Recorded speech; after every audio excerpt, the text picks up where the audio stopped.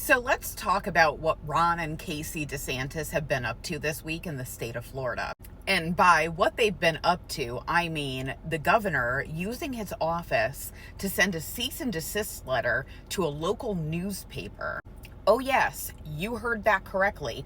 Ron DeSantis used his office to send a cease and desist letter to the Orlando Sentinel for their ongoing coverage of the Florida Hope charity Medicaid fraud that him and his wife committed. If you have not been up to speed on what Ron and Casey DeSantis did yet, Ron and Casey DeSantis took $10 million of Medicaid funds that was marked to come back to the state after a vendor had overbilled Florida Medicaid. And instead of that money going back to Medicaid like it should have, they directed $10 million of the funds to the Florida Hope charity, which is Casey DeSantis' pet project. At that point in time, the head of the charity that oversaw what this entire thing was is now the Attorney General of the state of Florida, Mr. James Uttenmeyer. What did they do with that $10 million? Well, it turns out they used $5 million to fund ads against the marijuana amendment